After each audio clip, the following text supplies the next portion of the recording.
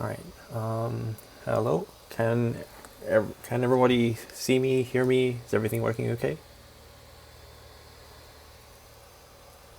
Yep. So we normally start 5 minutes past the hour here at MIT. This is what we call MIT time. So when we say 7 p.m., we really actually mean 7:05. But I reckon we'll be good to get started now. So welcome to the Battlecode lecture. So today will be, the main focus for today will be pathfinding and strategies for pathfinding.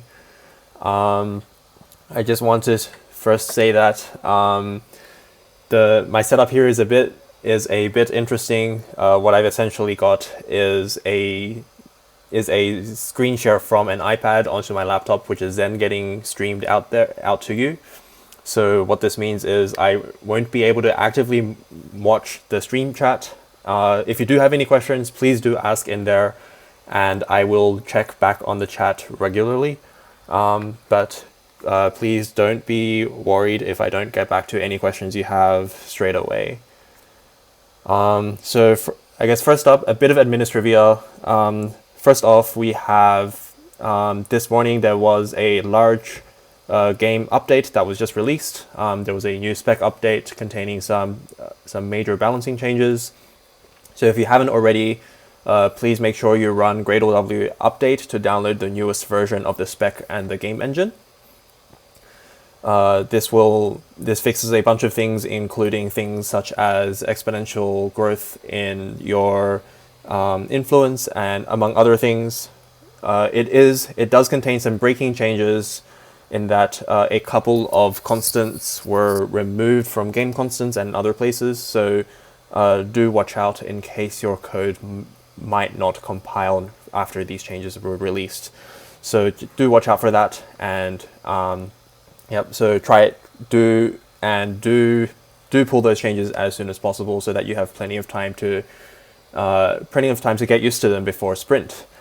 And the sprint deadline, so the sprint is our first tournament. It will be an opportunity to win some small prizes. So the sprint tournament will be running on the 12th of January, which is only a couple of days away. And we have a submission deadline, which is 7 p.m. on the 11th of January. So this will be 7 p.m. on Monday night, Eastern time. This will be a hard deadline to get in your submissions for the sprint tournament. Everybody is eligible for sprint, so we will automatically enter every team that has submitted a bot into the sprint tournament. Lastly, just wanted to point out, if you don't know already, that scrimmages are now up, so you are now able to submit code to the website and request friendly matches, so scrimmages against other teams. So scrimmages are a good way for you to practice and test your bot against other bots from other teams. So do take advantage of those. I would just point out a reminder that the way the website is currently set up, we would strongly encourage you to submit your bots via HTTPS. There is a known issue for submitting via HTTP, so make sure you are on the HTTPS version of the website when you do submit your bot.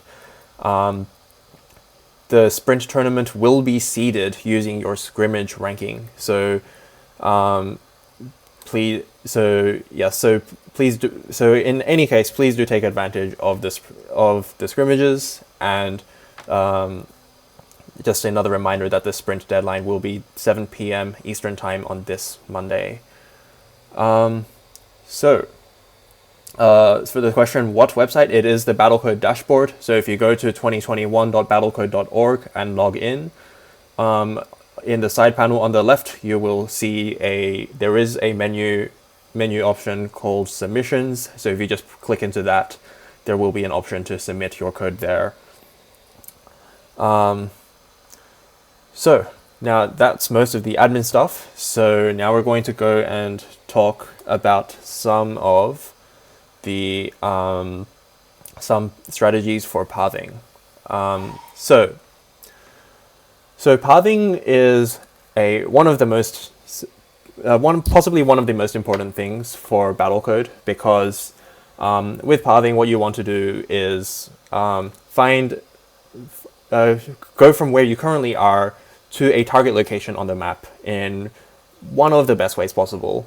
And this location on the map, it might be an enemy location, or it might just be a location where you want to gather all of your troops before going to do a large attack as a swarm.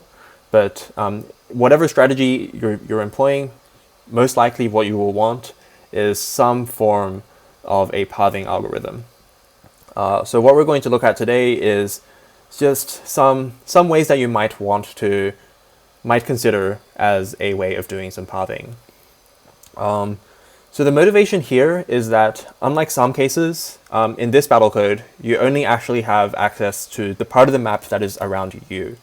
So there is some sort of a map, and you might be in some location on that map, and you have some target, and you want to go from your location to that target somehow. And the problem is that you don't actually know the best way to go there. And definitely one way you can get there is just to take the straight line across, because in this year's Battlecode there are no say hard obstacles, because any route, any square is always, you can always walk through any square, but the only penalty of going through some less passable squares is that it will take longer for you to get from where you are to your destination square. But the problem is that you don't even actually have access to the entire map, because you can only really sense the part of the map that is in a circle around you. And so what this means is pathing is sort of hard to do pathing in some sense, because you want to be going towards your goal, but you also don't really know if you're doing it optimally. Let's say, for instance, we had a large barrier here of very low passability squares. Then if you try to go this straight path, then if you had a really thick barrier here, then it could take you a much longer time to take this straight path than, say, if you took the alternative route and went instead around this barrier. So pathfinding on its own isn't the most easiest thing to be doing. So what we're going to do is we're going to think about some ways we can get around this. And the algorithm we're going to look at first is something that we call bug pathing. So bug pathing, as the name suggests, is pathing that you might do if you were, say, a bug. And when I say a bug, what I mean is, imagine you were a small bug in a big map. And you can sort of think of these robots as being like these small bugs, where you can't actually see too far away from you. But as a bug, what you can do is you can sense the surroundings around you. And sort of the intuitive thing you would be wanting to do to go towards your target is to be really just taking that straight line taking that straight line. So what we're going to do is we're going to start off with a basic version of bug pathing. So let's just call this basic bug for now. This color's a bit light. So let's call this basic bug. And what basic bug will do is say, well, okay, we are currently here, and we want to go towards our target location. And in order to do that, we are simply going to just walk towards our goal whenever we can. Now, what we're going to assume for now is, and we'll come back and talk about how to deal with this later, we're going to assume for now that we have some hard obstacles. So what I mean is these obstacles are squares that you cannot pass at all. So let's suppose that, say, their passability was 0, and if you ever walk through them, your cooldown would just go to infinity. So in basic bug, let's say, so we're looking at basic bug, you're going to have your current location, say, here, and your target location is there. So it's just going to sort of say this is the source. We're going to call this the target. And what you're going to do is simply try to walk in the direction towards the target whenever you can. And you will be able to keep on doing this until you encounter an obstacle that blocks your way. And because we're dealing with hard obstacles, you will reach the obstacle and you will know that you are stuck.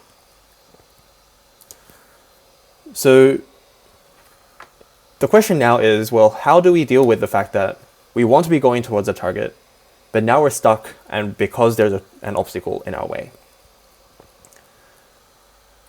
What basic bug will do to get around this is say, well, if we have an obstacle, then what we will do is we will just try to go around the obstacle. And so after reaching here, what basic bug will say is, well, okay, we will follow the edge of this obstacle and keep on following the edge of it. So we'll keep on following this boundary until we find that we're no longer blocked from a target and we can start walking towards it again. And then once we hit this stage, we can now start walking towards the target again.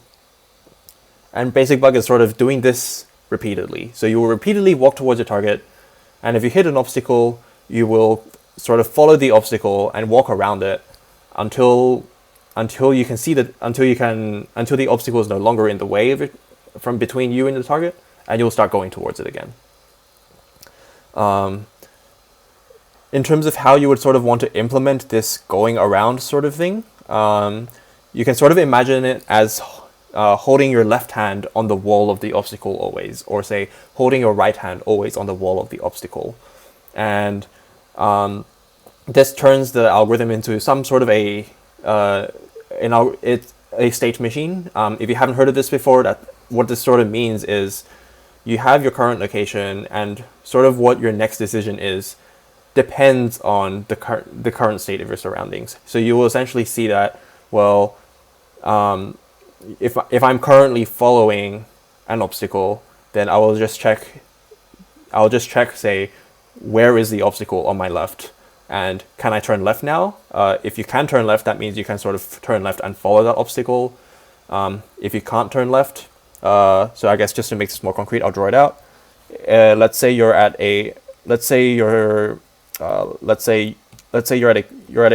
some location here. This is your current square. You can sort of look, and let's say you're a left-pointing bug, left-handed bug. Then what you'll say is, well, if let's say we've got an obstacle here, then if there's also an obstacle here, then what you would want to do is walk straight, because that's how you can stay on the side of this obstacle. If there is no obstacle there, then what you would do instead is walk from here to here, and now you've also turned left. So now this obstacle is still on your left hand, but you've also turned. So this sort of lets you walk around the obstacle while also while also sort of hopefully walking towards the target. I guess the last case is if you have something like this where you would want to go straight but you also can't, in which the case is you might turn right. In the extreme case, you will have hit a dead end and you would make a U-turn and start coming backwards. But even that is okay, because in the process of coming backwards, what you end up doing is your left hand sort of sweeps along this wall, and eventually you will be able to make your way around this obstacle. And this is sort of the basic idea of how bug works. And I'll just stop for a quick check. Are there any questions about bugs so far?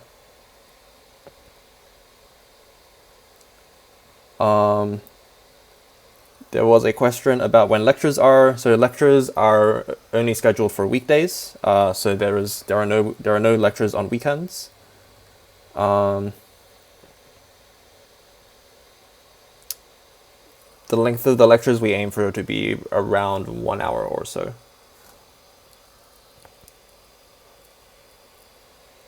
Yes, this is an idealized version where currently we're only working with 0 and 1 possibility, and we will bring this back to real number possibility a bit later in a moment. Cool. The problem with basic bug, though, is that it doesn't always work. And here's an example of how it doesn't always work. So let's say we have a map that looks like this.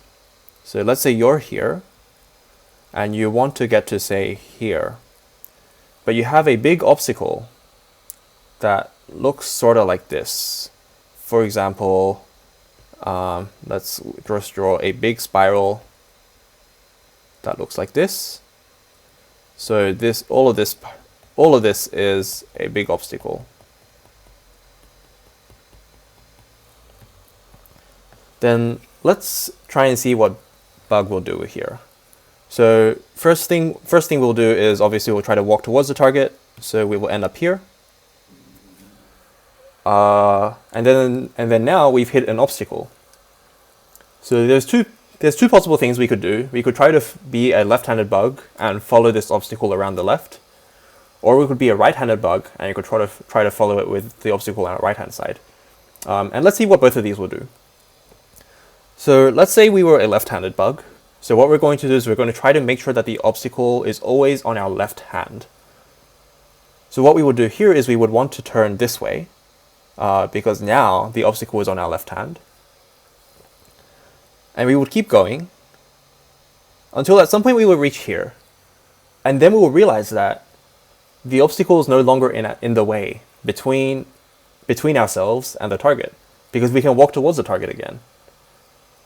And now you'll turn back and you'll sort of just end up going around in a circle and not actually going anywhere. So this obstacle sort of doesn't let left-handed bug work. The other thing that could happen is, let's say you were a right-handed bug. So let's see what would happen if you were a right-handed bug. So you will also start off doing the same thing. And then the next thing that will happen is you will turn left, because this will keep the obstacle on your right-hand side. And then when you do that, you will turn right here, and you're going to follow this obstacle until you reach here. And then now you realize that, hey, I can start walking towards the target again. So that's cool. You'll turn towards the target, and now you hit the obstacle again. So because we're a right-handed bug, let's turn left to keep the obstacle on our right. And then you'll follow the obstacle. And then again, you'll end up doing this, and you'll end up going around in this circle. So it turns out that this obstacle means that both left-handed and right-handed bugs don't work, unless you somehow mix these two up together, and I guess get lucky with your choices. So I guess sort of what we end up with is we find that basic bug just doesn't always work. So what we're going to look at now is something called bug version 1. And bug 1 sort of tries to get around this problem. So what bug 1 will do, so we're going to look at bug 1. So bug 1 attempts to sort of solve this problem of us ending up going around in circles. So the reason that we sort of end up having this problem is that when we do realize that we're able to walk towards the target again, we're actually in a worse position than when we started off.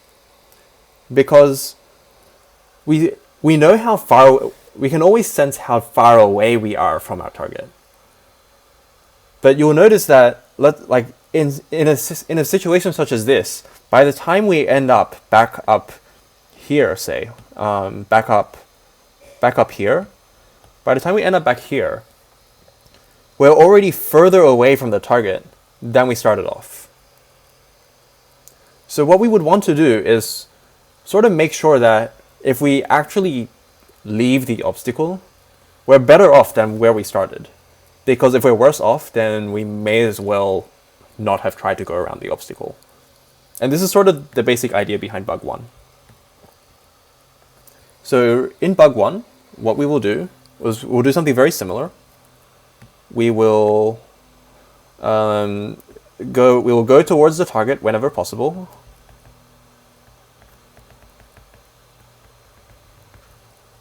But then the catch is, if we hit an obstacle, we'll also try to go around it. But instead of just simply stopping whenever we can go towards the target, we're going to try to find the point on the obstacle that is the closest to our target. So we're going to try to find the point on the obstacle that is the closest to our target. Because if we can get to the closest point, then we know that, well, if we're at the closest point, then we can't be worse off, so we can definitely keep on going towards our target. Now, in terms of the speed of this algorithm, it's going to be a bit slow. It's not going to take the best path, but it's going to guarantee that we find a path. So what I mean is this. Let's say this is our initial location, so this is our source, and this is our target. What bug 1 says is, let's say we encounter an obstacle. So what bug will do is we will start at the initial location, we're going to walk towards the target, we're going to hit this obstacle, and what we actually do is, the first thing is, we go around the entire obstacle. So we're actually going to trace the whole thing out. Because by tracing the whole thing out, we can actually figure out what point on this obstacle is the closest to the target. And then after figuring that out, we will figure it out that it's here. So what we'll do is then we'll go back from here back to here and then towards the target. So we will have a second step of going from here back around to here and then towards the target. Now obviously bug 1 is very inefficient because we end up going around every obstacle, we circumnavigate every obstacle. But it turns out that, and you can mathematically prove this, it turns out you can prove that you will always eventually reach the target, and it's just a matter of time. Are there any questions about bug 1 so far? I disconnected from the chat a little bit, so if there were any questions, please do repeat them.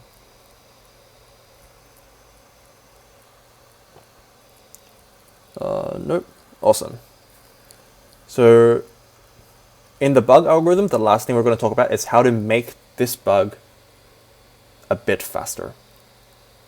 So how we're going to make bug faster is we're going to say, okay, instead of trying to find the closest point, what we'll do is we'll say, okay, we will have our current location and a target location. And what we're going to imagine is this straight line between ourselves and the target. We're going to imagine this straight line. And what we will do is we're going to say, okay, what we want to do is stay on this straight line, because if we can stay on this straight line, we're definitely taking the best path possible. And to do that, what we're going to do is essentially say, we're going to keep this line as our reference, and we're going to walk along it whenever we can. And if we hit an obstacle, we're going to go around it, but stop as soon as we return to this line. Because as soon as we return to this line, we're going to check, are we closer to where we started off? So are we better off here compared to here? And if we're better off here than here, then that means we've returned to the line, and we can keep on going that way. And of course, if the obstacle was weirdly shaped, and the first time we return to the line we're worse off, then you would keep on going until you end up better off again. So you would just keep on going, you would aim to keep on going in this general direction, along this straight line, but you would go around like this. You would go around every obstacle that you encounter until you return back to this line. And that's sort of the main idea of bug 2. And this also turns out to be able to guarantee that you will reach your target, and it definitely runs and in general it will perform a lot better than bug 1 because it doesn't have to circumnavigate every obstacle.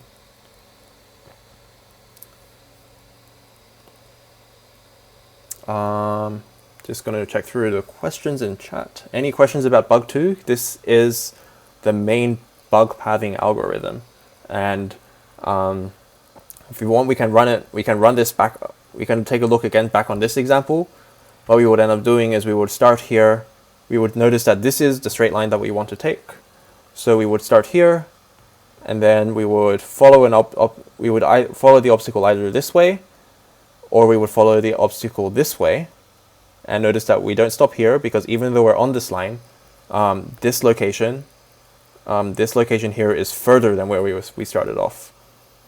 So we would do this, or we would do this, and then once we hit here, we would again follow the obstacle until we reach our target. I'm just going to check the questions. In terms of bytecode, these are actually fairly okay, since you do have many thousands of bytecode to play with, and you don't necessarily have to check if you can reach every square. Another thing you can do, and we'll probably talk about this a bit more later, is because you do have because you do have thousands of bytecode, one thing you might want to do is actually note down the possibility of every square that you can see. Because the number of squares you can see is not terribly large, and what you can do is, instead of checking can move in any direction, you might want to check, well, you can try to get the possibility of those squares around you. And once you sense all of the possibilities, you can use that to try to inform your decisions. Are we going to go through an implementation of this? We'll see how we go for time. I definitely want to spend some time coding this together. And if not, we can definitely spend some more time talking about working on implementation together in the next lecture, or we will definitely be on Discord as well. We can talk about it together. Bug 2. So for bug 2, with bug 2, it will have to make a choice between doing left or right, and certainly one might be worse than the other.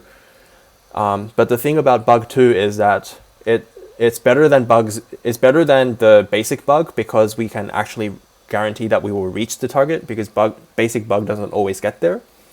And it's generally better than bug 1, because bug 1 tries to go entirely around every obstacle before deciding what to do. And here we are able to sort of get maybe halfway around and then figure out that, hey, we can just keep on going.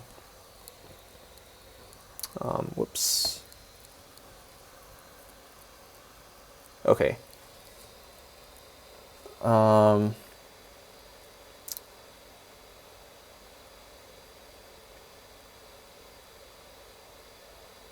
Yep. Okay. Cool. So that's sort of the idea of the bug algorithm. But here's the question: how do we apply this back to Battlecode? Because here in Battlecode, we sort of don't have like hard possibility values. Like, we don't just have 1, 0 possibility. We have these real numbers that sort of say some squares are worse than others. So we sort of have to think about, well, how are we going to make bug work here? One sort of simple thing you could do is say, well, okay, what I'm going to do is allow myself to to go into squares that have a small enough possibility that I don't mind. So for example, you might say, well, let's say if we have a possibility that is perhaps, say, bigger than 0.7, then we say this is good. And if we have a possibility less than 0.7, you might say, well, okay, this is a bad square, and we don't want to be there. Just as an example. And what you could one strategy you could say is, well, okay, we're going to take all of the possibility squares that we can see, and we are going to turn this into ones and zeros by essentially saying, well, if it's bigger than 0.7, we're going to round it up to 1, and if it's less than 0.7, we're going to round it down to 0. And then after doing this rounding, we now have a 1, 0 sort of setting where we will be able to run bug. Now, of course, 0.7 might not be the best setting.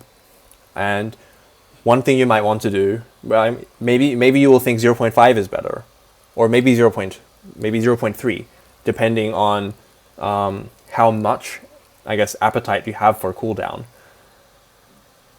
Perhaps though, another thing you might want to do is actually consider looking at the map around you, and then deciding how impossible it is in general.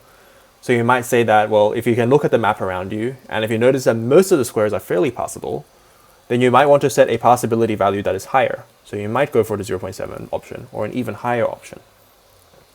But if you notice, on the other hand, that most of the map is fairly impossible, then you might realize that, well, okay, perhaps anything I do will have the same problem. So let's just we might instead be happy to take on more cooldown. So you might set a lower possibility threshold. So one thing you could do here is really just pick a threshold, and then convert everything to a 0 and 1, and then run bug pathing on that. So I guess before we move on from here, one thing I did want to spend a quick bit of time talking about was how we can communicate locations. Because communication and, I guess, cooperation between robots is a large part of Battlecode, and it is definitely something that can being able to coordinate your army of robots to act together is one way that you can really start a coordinated attack and win the game. And so a challenge is to be able to communicate, say, for example, attack locations. So let's say you decide you want to attack a certain square. One challenge is to even decide how we're going to coordinate this across all of our robots, because each robot is running its own thing, and they might just come up with different decisions on where they want to attack. So one way we can do this is we can say, well, we can notice that each enlightenment center can sense the flags of every robot, and every robot can sense the flag and can read the flag of every friendly enlightenment center. So we can try to take advantage of this by making our enlightenment centers sort of the headquarters, or the locations where we make decisions about what we're going to do with our army, and then from there communicate that through our flag, and then every robot just follows to where the enlightenment center says we want to go. And this is especially convenient because enlightenment centers do have the most bytecode, and so most of the time they're not really going to do much. Most of the time they're just standing, they can't even move. So most of the time they're just going to be there and just churning out new robots. So with all of that spare bytecode, you could really be using it to compute, say, a grand strategy, and then communicating that through the enlightenment center flag.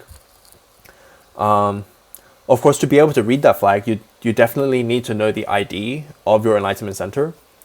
So one way you could do your communication is to say, well, for each new robot, each time you build a new robot, you can look around you for a friendly enlightenment center. And if this new robot was built by you, and say it didn't come from you converting an enemy robot, then if it was built by you, then you should be able to find the enlightenment center that built you. And after you find it, you will be able to get its ID. And if you store its ID, then no matter how far away you walk, you can always read the flags from this enlightenment center and follow its instructions. Similarly, for each enlightenment center, each time you build a new robot, you can also store its ID. And by storing the ID of each new robot that the enlightenment center builds, you can sort of keep track of your robots. And what I mean by that is, you could say somehow use the flags on these robots to communicate their current location, and then the Enlightenment Center would always know the locations of all of the robots that it created. And at the same time, if it can't get the ID anymore, then it knows that this robot has either died or has been converted to the enemy team. So what we're going to just spend a bit of time talking about is, well, how do we actually communicate these locations? Because the problem with locations is that locations, they have grid coordinates. We have grid coordinates between 10,000 to 30,000 because of the random offset that we start with because all of our grid squares are offset. So if all of our coordinates are, say, between 10,000 and 30,000, actually like 30,000 plus a little bit more because that's just the bottom left corner of the map. This takes us to the number of bits we would need to communicate this number.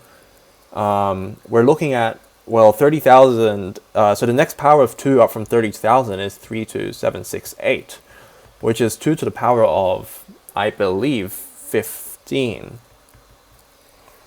So what this means is it takes 15 bits to communicate just one coordinate. And if we wanted to communicate both coordinates to get like the actual square, we would need 30 bits to communicate one coordinate. But we only actually have 24. So this plan already doesn't actually work, because we can't actually just say communicate the entire 30 bits of a location in a single flag, because we only have 24 to play with. So how do we get around this? Well, there's a couple of ways we can do this, and they sort of all involve using the other information that you have available to you, and not just directly just trying to output this number on its own. So a couple of ways we can do that, and we'll sort of look at these ways in order, I guess, increasing amount of how good they are, increasing amount of goodness. So one thing we could do is we can observe that, well, we don't say have to communicate all of these 30 bits in one go. Like, the game itself is 3,000 rounds, and we can afford to say spend a couple of rounds sending a message instead of just communicating the whole entire thing in one round. And so what this might look like is, you could say, well, in the odd numbered rounds, and you do know the round number because you can detect the current round number from the Robo Controller interface. But one thing you could do is you could say that on the odd numbered rounds, we are going to communicate the x coordinate. And then on even numbered rounds, we're going to communicate the y coordinate. And what this would do is we would use 15 bits per round out of our 24, and then we have 9 more bits that we can play with and send extra information. And so what this means is we can have every 2 rounds we can give a location update, and also send so extra 9 bits here, extra 9 bits here. So every 2 rounds we can send a location update with 18 more bits of extra information that you might want to send.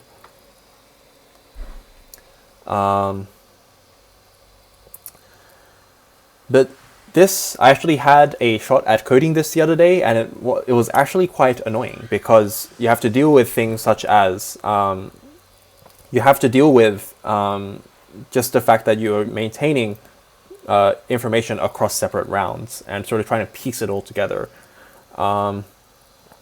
But so perhaps this might not be exactly the thing we want to do, but I still do want to point out that this is one thing that you might want to consider if you do want to eventually communicate more information.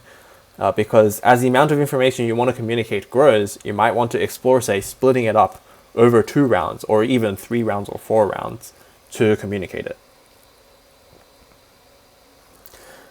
But there's actually other ways of communicating locations that are much more efficient than this.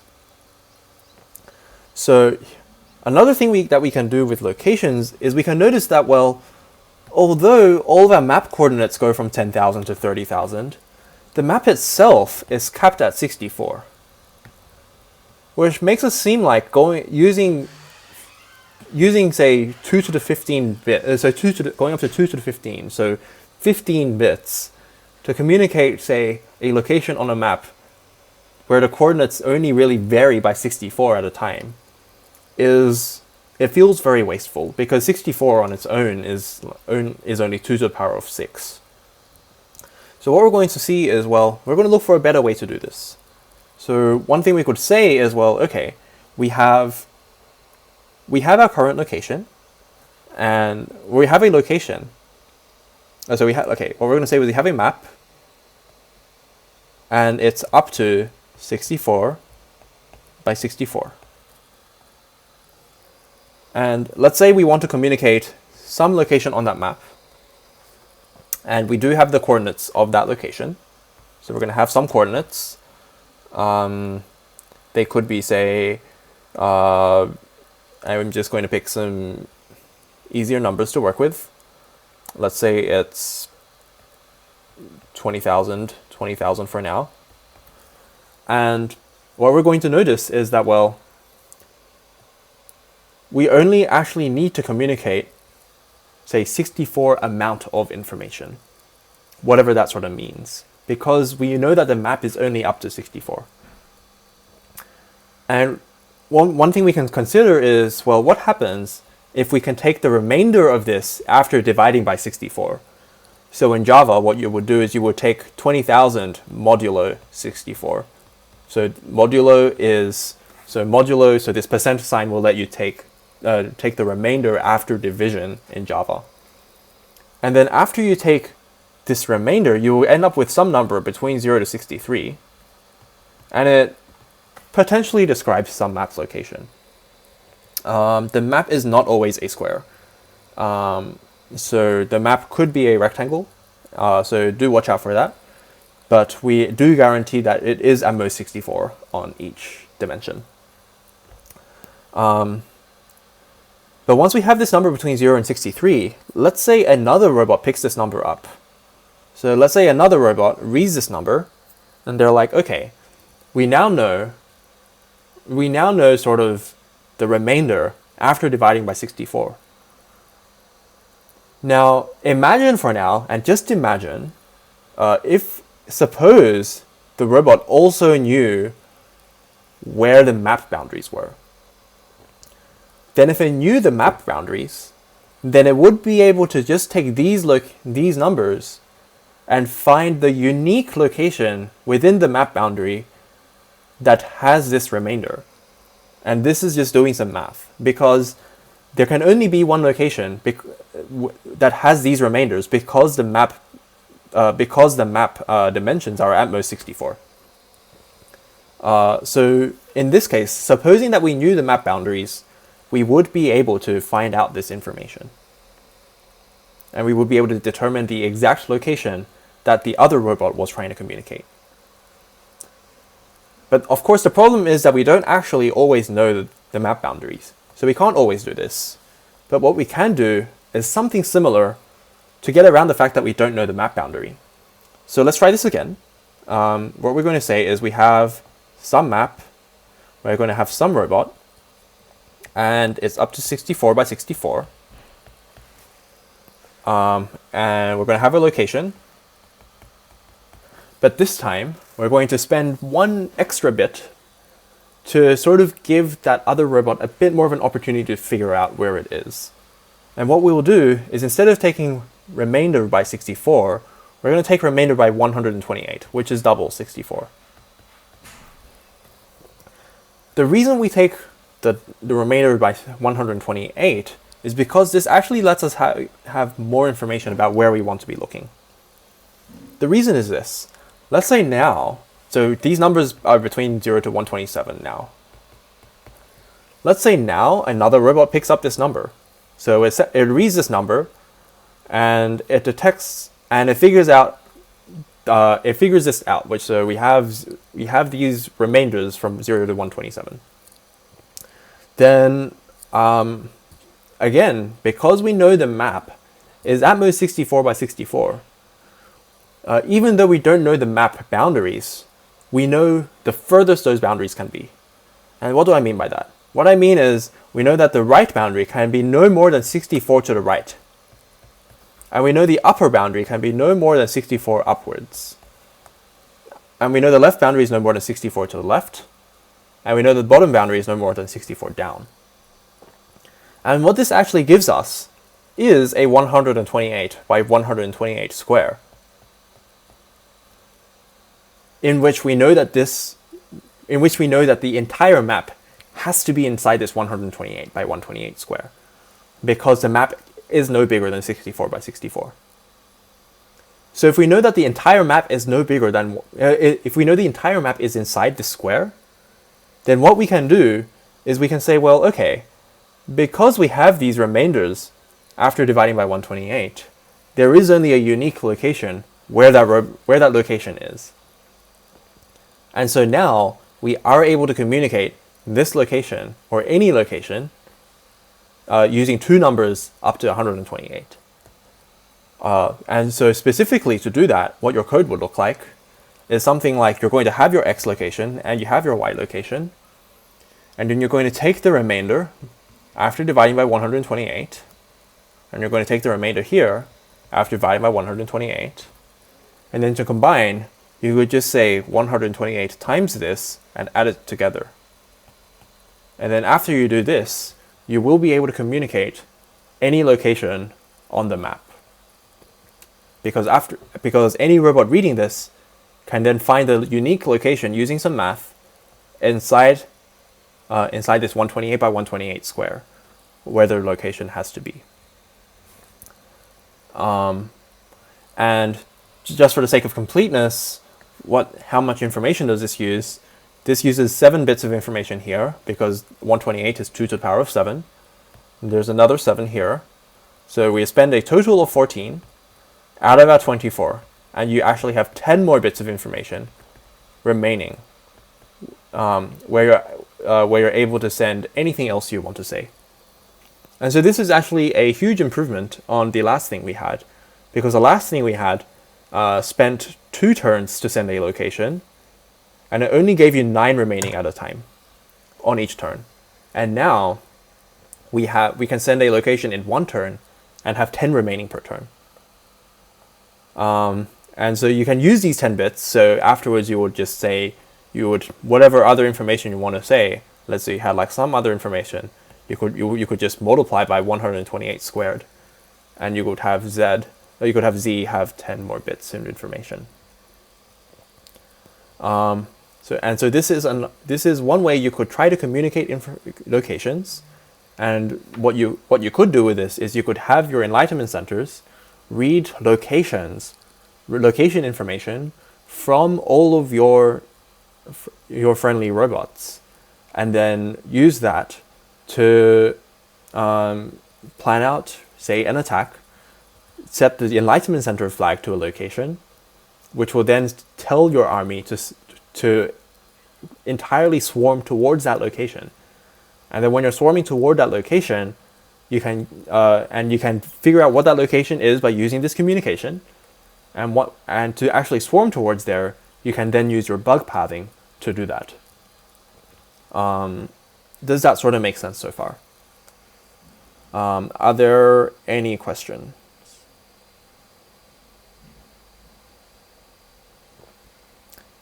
So there was a question of what was wrong with 64. Yes, so 64 does use only 12 bits, and it does save you 2 bits, and it gives you 12 bits remaining, like it uses only 12. But the problem with using 64 is that you don't actually know exactly where. And I'll give a concrete example to show what I mean by that. So suppose we have suppose we receive, okay, suppose our current location is, say, 20,000 is our current location. And then we receive and then we hear about a location. We hear about a mystery location, which we know is 1, 1 after 64. So the remainder after dividing by 64 is 1. Then there's a couple of possibilities, because we don't know where the edge of the map is. There's a couple of possibilities here, because we don't actually know. And let me just get a calculator here to figure out exactly where what the remainders are. So 20,000.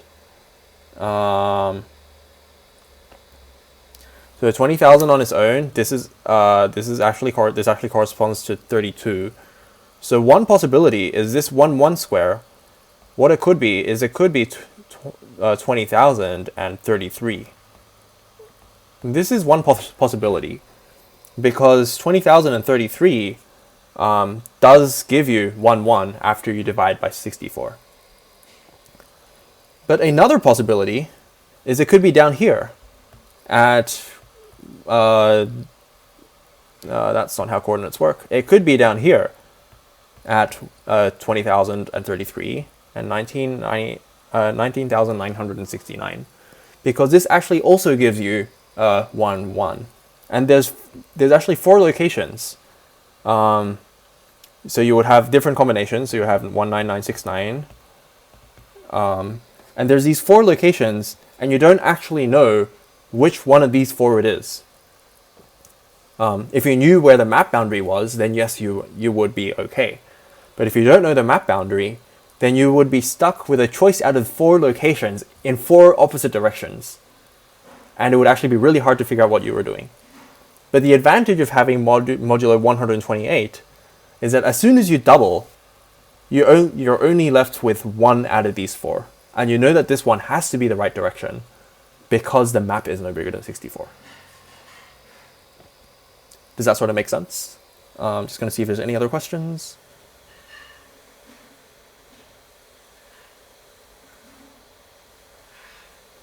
Okay, awesome.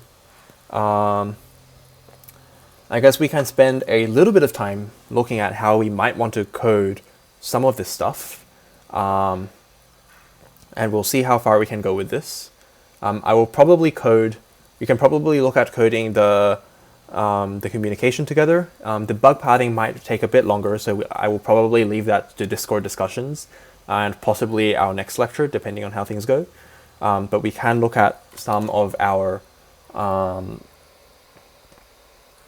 communication together. So if we go to our scaffold, if we go okay, so we have an example funcs player here. What I'm going to do is I'm going to just talk about some functions that we could add that say communicate our current location. So first thing what we're going to say is, well, let's say we're going to say send location, which is going to try to send our current flag. And how this will work is we're going to say, well, okay, we're going to get our current location.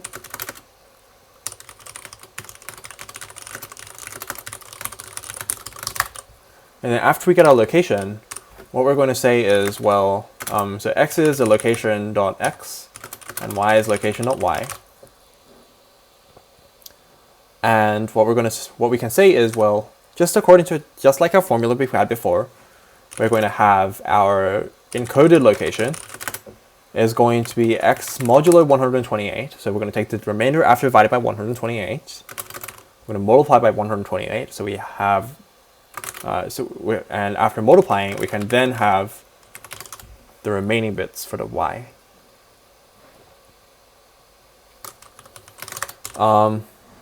And after we have this encoded location, we can say, well, I believe it's can set flag.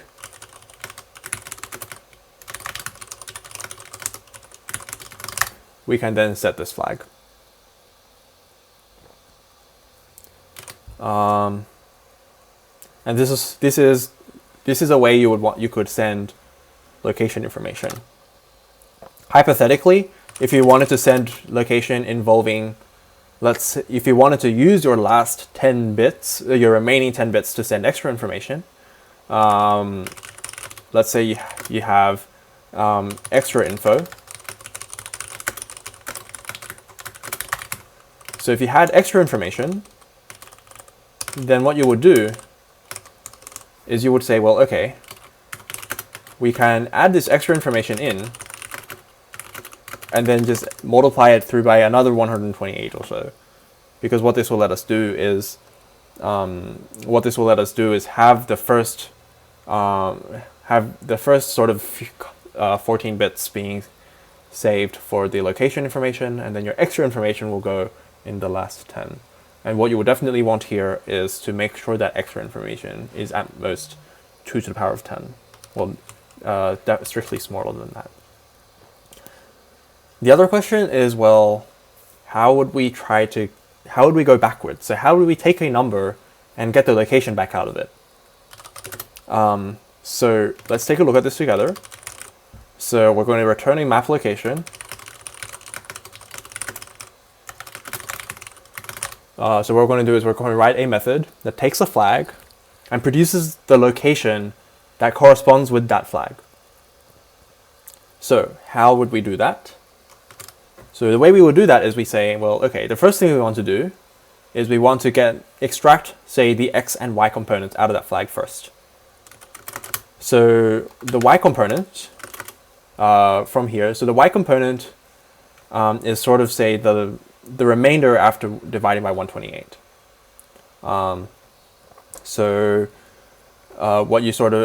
What this looks like is the Y component is flagged after dividing by 128.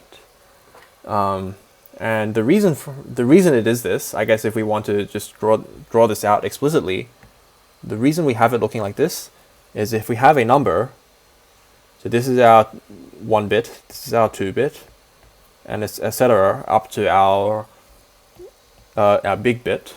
What we're going to have is, what we're essentially saying is, we're saving our first 7. So this will take us up to the 2 to the power of 6. Our first 7 is going to be our Y location. Our next 7, so this is going to be from 2 to the 7 to 2 to the 13. The next 7 is going to be our X location.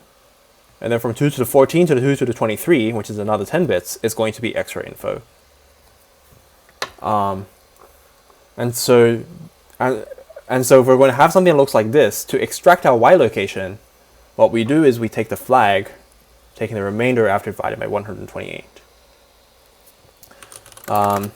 For the X, we're going to do something similar. We want to get rid of the last 7 bits first, and then take the remainder after divided by 128. So this will get us the middle bit. And if you wanted to, you could take the extra information, which is flagged divided by 128, divided by 128.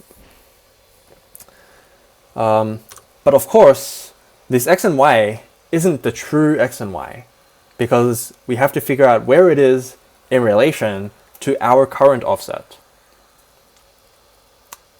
And to do that, what we're going to do is we're going to compare these values to our current location.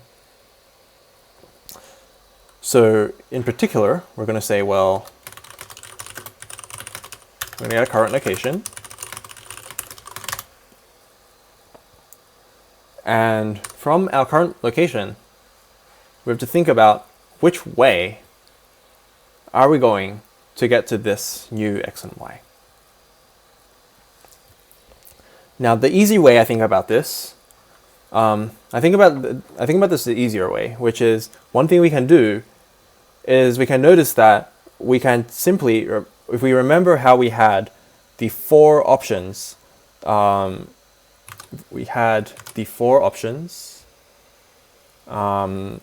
so we were here, and we have these 4 options on where to go. We can actually notice that the correct location, so when we deal with the 64 thing, the correct location is sort of going to be, because we're now dealing with the 128, so if we imagine this was all 128, the correct location is going to be the closest out of them. If that's not quite clear, we're going to look at this together in the code. What we're essentially saying is we're going to take we're going to first take our current location and update it to match sort of the remainders that x and y tell us. And then we're going to actually deal with the last bit of offset.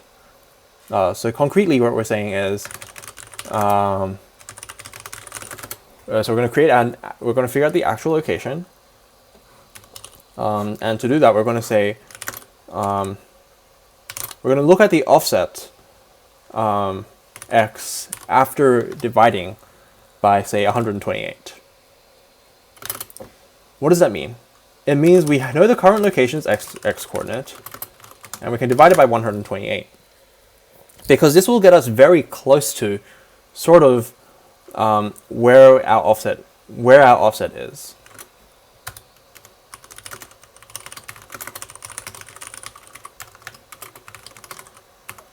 Sort of the reason for this is because we can now say the actual location is a new map location, which is this offset, times 128 plus the flag, plus the numbers we've received from the flag. Does what we're doing so far sort of make sense?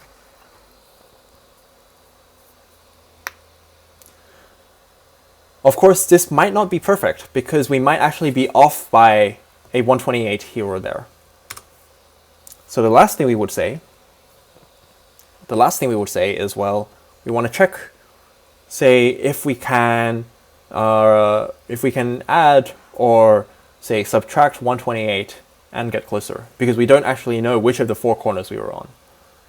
And so to do that, we can actually just say, well, we can just, a naive way of checking this would be to just check distances. So you would say, you would repeat 4 times. You would say,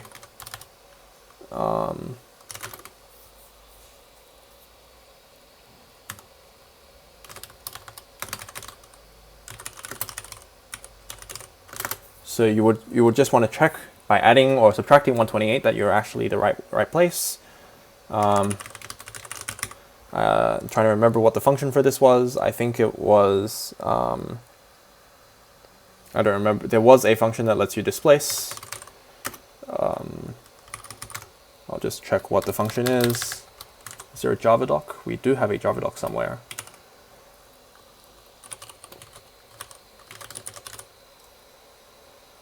That is not the Java doc.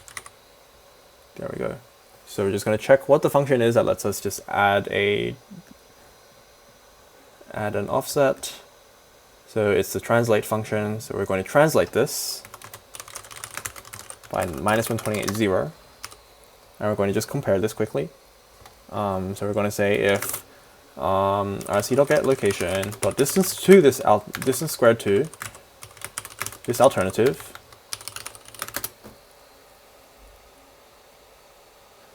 So y divided by 128 if we're going to multiply by 128 again later. What this actually does is by dividing by 128 and multiplying through by 128 again, it removes the remainder a bit. Like the stuff, it removes the remainder. Because in Java, after you divide and send it into an integer here, it actually throws away the remainder. So what this means is after we multiply by 128 again, this offset x is actually sort of, we know that this is a hint towards the true offset, and we know that after multiplying by 128, the entire thing definitely has 0 remainder. So that after we add this x, we know that it could potentially be the one that matches the x location that we received in the flag. Does that sort of answer the question?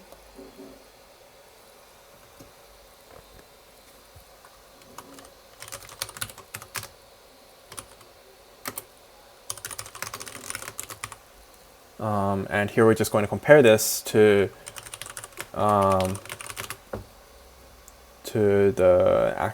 our proposed actual location. And if it is, we can just replace it with the alternative. And the reason we do this is we're just going to be comparing the 4 additional options that we have available to us. So if we just repeat this 4 times,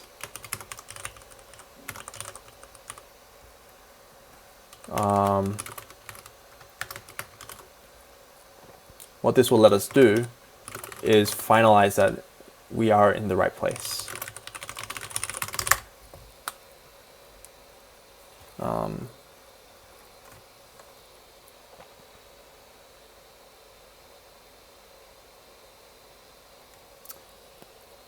Yep, you could definitely code this more efficiently. This is sort of just a demonstration of how one way you might be able to do it. There are definitely better ways to code this than what I've got right now.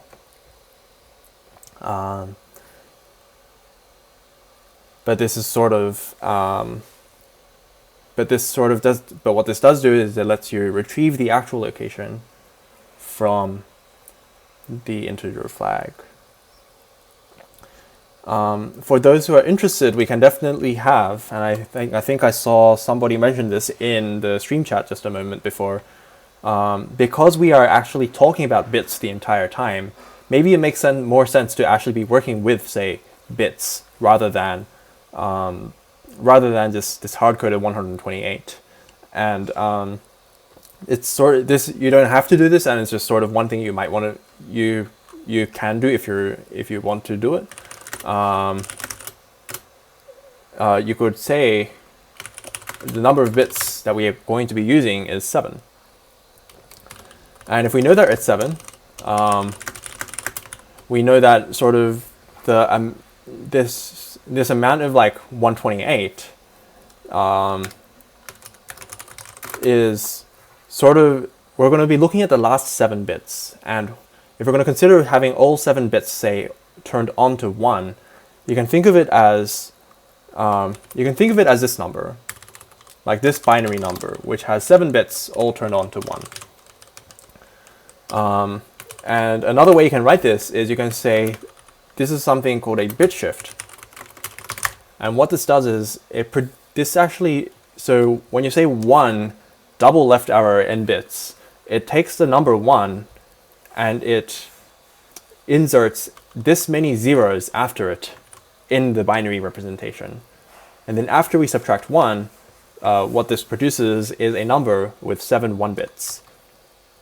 So just to illustrate, we start off with a 1, we add 7 zeros after it, and then after subtracting 1, we will end up with this. And the reason we do this is that now, every time we take modulo 128, if we wanted to do this using bits, you could replace all of this with a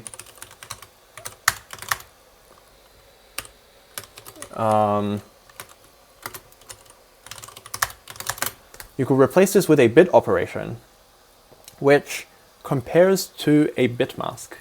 And what this essentially says is, instead of taking the modulo 128, what we're saying is we're going to just take all the bits where our bit mask is 1.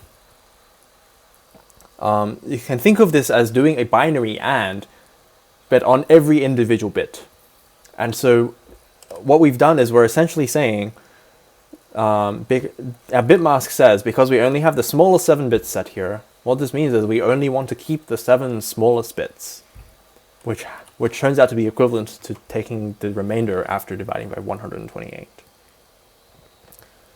Similarly, instead of multiplying by 128, we can do the same bit shift as before. So we can shift left by n bits, and I would recommend adding some parentheses, because the bit shift and the plus might have some strange operator precedence problems.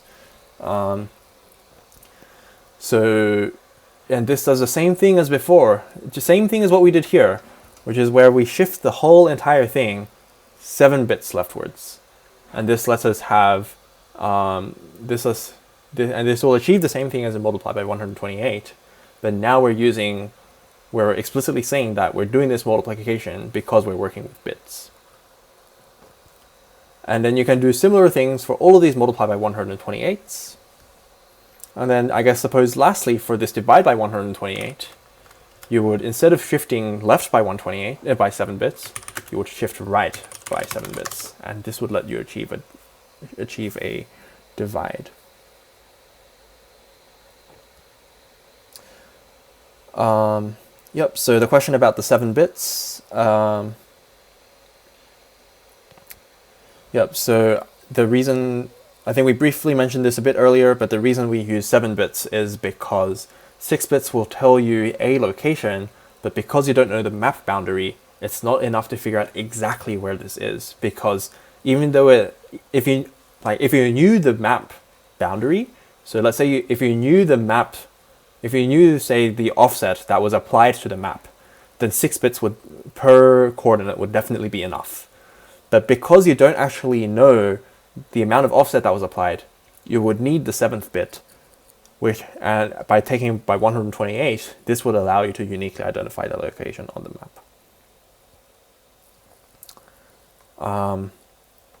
And so you can combine this with the bug pathing we mentioned earlier, to use your enlightenment centers to coordinate your attacks on your opponent team.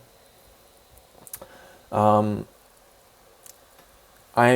happy to spend a little bit of time talking about writing a bit of code on how we would do, say, following the boundary of an obstacle, because I think that is the hardest part of bug path. And then, so we can probably code bug 0, so basic bug together, and then we can, and then we can either, if you have questions about bug 1 or bug 2, we can either talk about them in Discord, or you can reach out to any of us, or we can maybe look into doing it in another lecture if that's something you're interested in. But I'll do a quick one about basic bug, or how we might try to implement doing walking around an obstacle. So if we just wanted to say static void basic bug, and we're going to just we're going to pretend for now that this is our main function. So I'm just going to add the entire thing with the clock.yield in here. So this is going to be our main thing. We're just going to bug around our obstacle. What we're going to say is, well, okay, firstly, we're going to have, let's say we have some map location target, perhaps get location from flag, depending on whatever flag we got. So we're going to have some target, and we're going to try to basic bug toward it.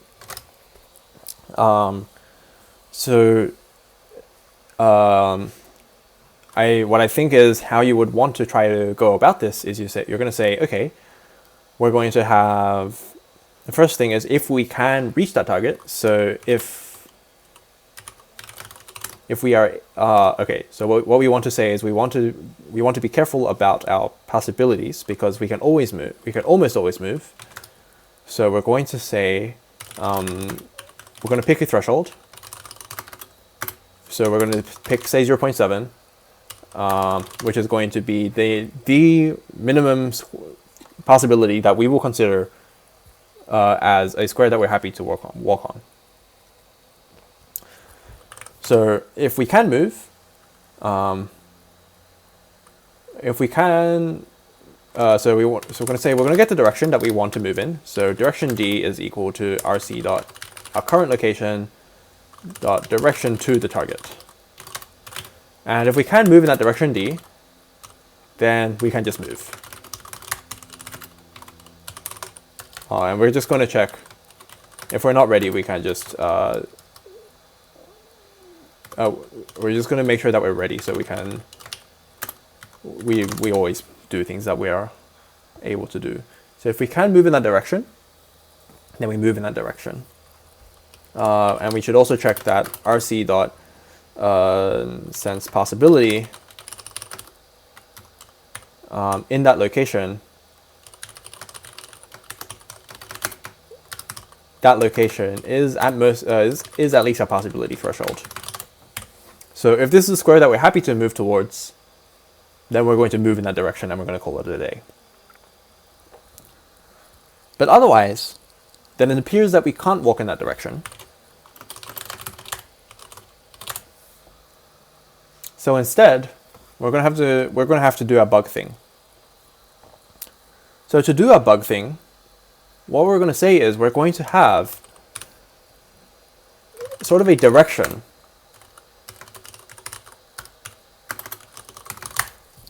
which is going to represent which way our bug is currently facing. So what I mean by that is back in this picture, if we have an obstacle like this and we're on this side and we're a left-handed bug, then our direction is going to point upwards because the obstacle is to our left. And what this essentially means is we're going to keep on going sort of along this direction until we can get around this obstacle. So we're going to code a left-handed bug here. And we're going to say, well, if we're going to first initialize a bug direction. So if our bug direction is null, that means what we're going to say is going to equal the direction we want to move in, rotated rightwards, because this will make sure that the location that we wanted to go to is on our left. And in fact, we want to rotate it right, probably by 90 degrees instead of just 45. Let's just leave it, actually let's leave it at 45. So, how this is going to work is we're going to just try and walk and see if we're going to be able to make it happen. So how it will look is like this. We're going to say,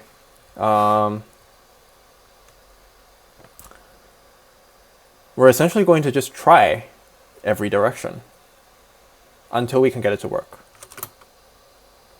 So it'll look like this. We're going to repeat 8 times. And we repeat 8 times because there are at most 8 directions. And for each of these directions, what we're going to try is just going to see, can we walk in that direction? So it will look like this. If we can move in the bug direction, and again, it's a direction that we're happy to walk towards,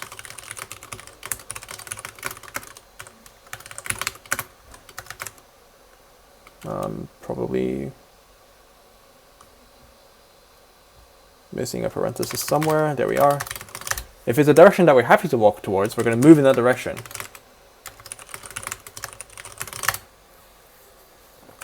But if we can't, then we rotate our bug rightwards again.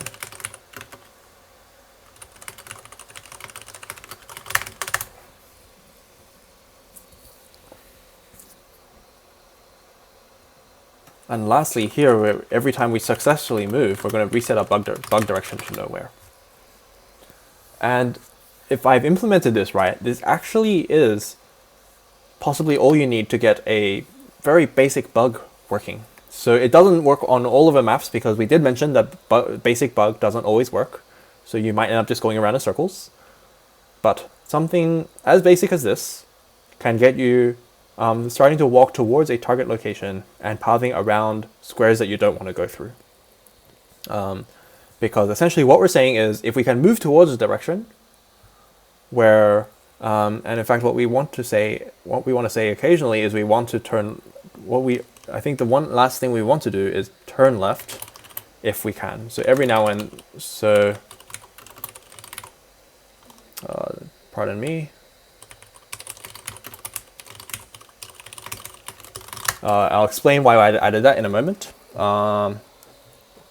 But sort of the idea is, what we're saying is, if we can move towards our direction, our target, then we're going to move toward it. And we're going to say that we're not currently being a bug that is trying to go around an obstacle. We are successfully moving in the direction that we want to go towards. But if we can't do this, then what this means is we've hit an obstacle and we need to try to figure out how to get around it. And so if we can't do it, then we're going to initialize our bug direction, which is the direction we want to move in. And then we're going to essentially try to find the next best place that we can move. And what this will look like is we're going to say, well, if we can move in this direction, then we're going to move in it. But otherwise, we're going to just gradually turn right until we find a direction we're able to move. And this sort of is, and you can sort of think of gradually turning right as sweeping your left hand around the left wall. And then eventually, when you are able to take that one step forward, you want to try turning left again, because if you can turn left, then what that means is you're able to follow the wall again. And so this is why we have this rotate left, because if the wall, say, curves away from you, so if the wall curves away from you, then you want to follow the wall along the left as well, which is why we have this rotate left. And this is sort of an implementation of basic bug. Are there any questions? How does the bot know whether it's reached the target? That is a good question, and it's probably something I should have coded. What we should have said was, what we should also have said is if our current location is equals our target location,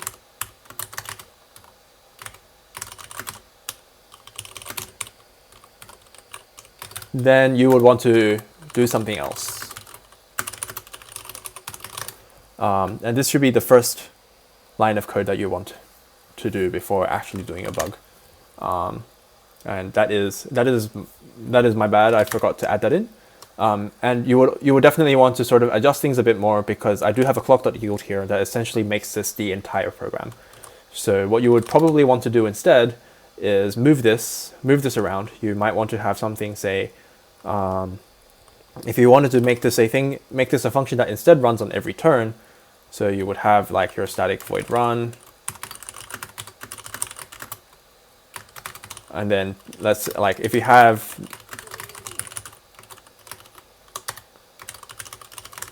something that does this, possibly with catch game action exception.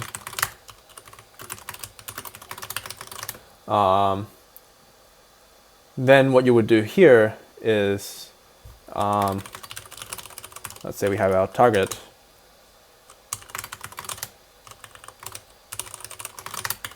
Then what you would end up doing is you would have this as part of your state. You could make this. You could make it like this, and now you don't need this while true because that's already happening in the main loop. And then I would think that everything else is probably the same. So now what we're saying is, oh, is the screen a bit blurry? I am so sorry about that.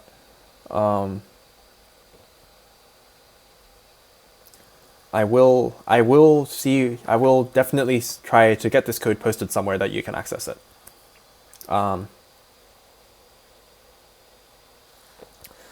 But yes, so with this, we will have this in the main loop here, and then we can basic bug towards our target. And what we're saying now is, well, if we are at our target, then we can do something else. Otherwise, we can go and continue with the original thing that we had been planning to do. All right.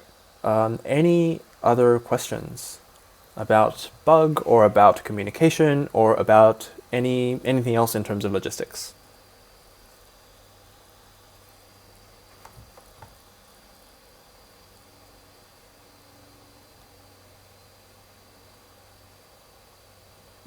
How do I type?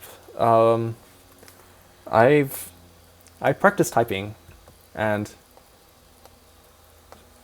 I guess I type a lot, probably too much for my own good.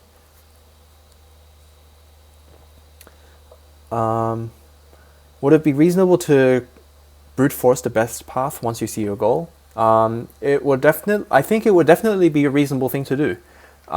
In fact, once you can see your goal, one thing you might want to consider is you can switch over to running, say, a breadth first search. So one thing you can run is a breadth first search, I was actually wanting to talk about this today, but it seems that we didn't actually have the time to. But the idea of a breadth-first search is that once you have, if you can see your location, then you can try to compute the optimal path towards it rather than using a heuristic like bug.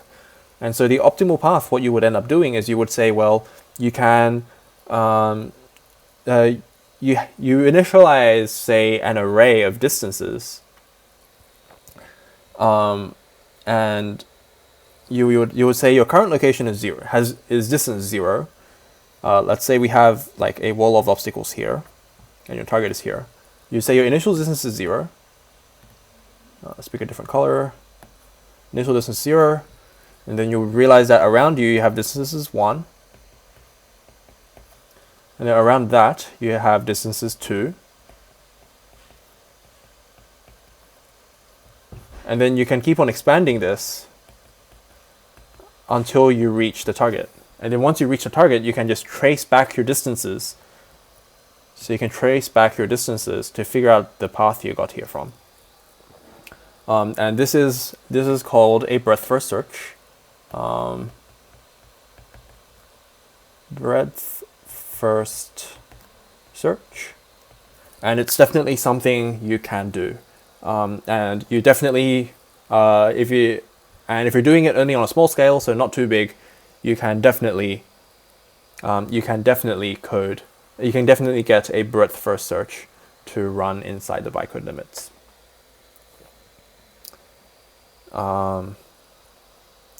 So you would most likely not want to run it on the entire map, but you can definitely have it on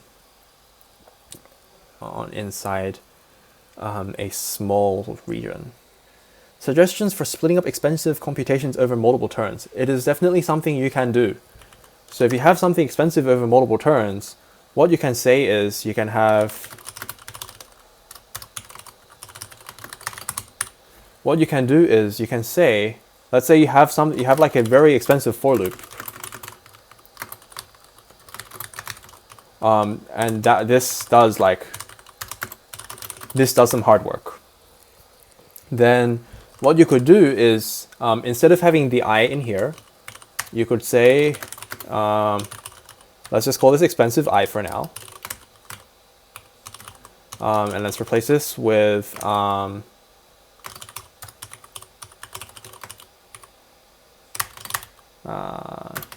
so that's not what I wanted. That's supposed to be an int. So we have an expensive I. We're going to set that to 0. And this does some expensive work. But obviously this is not good because it's because this will run out of bytecode if we ever try to do this. So what we can say instead is, well, we're going to add an extra thing, and we're going to check that we have enough bytecodes left, because we can check how much bytecode we have using the clock.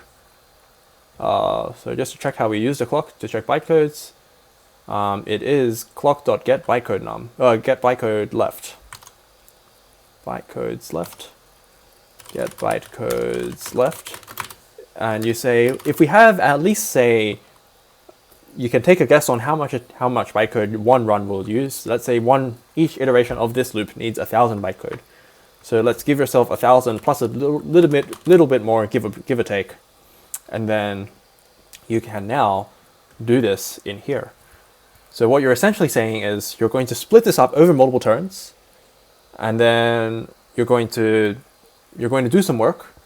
But if you're getting close to running out of bytecode, you're going to stop doing this work, and the next time you come back, you can pick up where you left off because you have your I out here.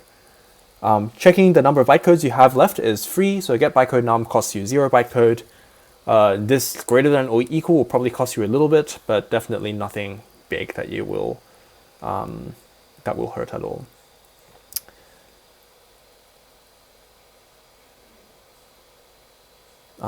But yeah, so I guess this is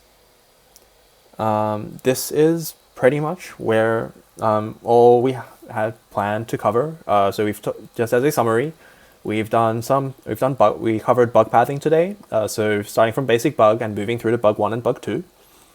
And we also talked about some ways to do communication and how you might want to perhaps put that together. And we've done a little bit of implementation on how we might want to how these strategies can be implemented. Hopefully these do compile, and I will double check this before I upload this code to somewhere you can check it out.